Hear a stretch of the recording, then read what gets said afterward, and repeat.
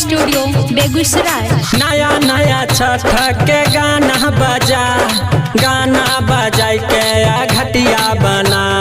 नया नया छठ के गाना बजाई के घटिया बना। कहबी त ठेकुआ बनाई देबो, संग में लड़ुओ बनाई देबो, ढकिया में सजाई देबो, सुन लगे संग में लड़ुओ बनाई देबो। नया नया छठ के गाना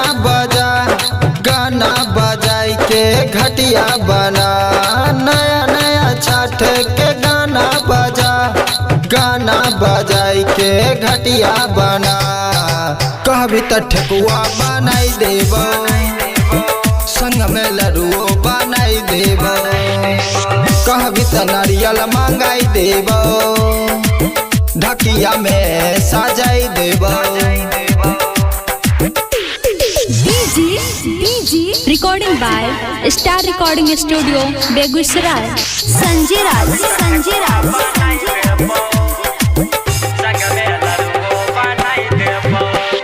यागू पीछू सजल रहतो घटिया, भरत रहतो लाइट गे।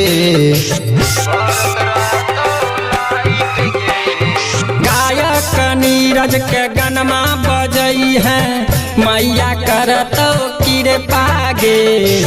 घटिया पर जाय के पाटा का छोड़ी है, पूरे गौआ में छठ मनई है। छठ मैया के जयकारा लगा, डंडा पर डंड देके घाटे चला।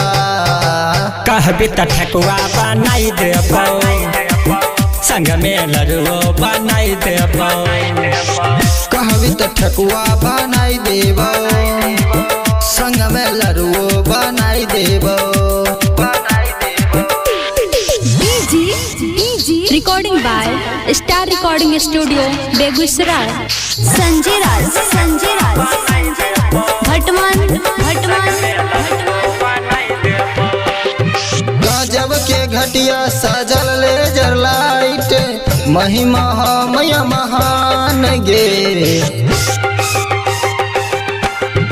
सुन ले बलिया खगड़िया में बजतो गाना, मैया के रहत कृपा गे। सूरज संग में फोटो खिंचैबै, व्हाट्सएप पर स्टेटस लगैबै। अभिषेक आतंक से बातें चला, नया नया छठ के गाना बजा। नीरज के गाना बजाई देबो, अभिषेक के गाना बजाई देबो, कहबी त ठेकुआ बनाई दे।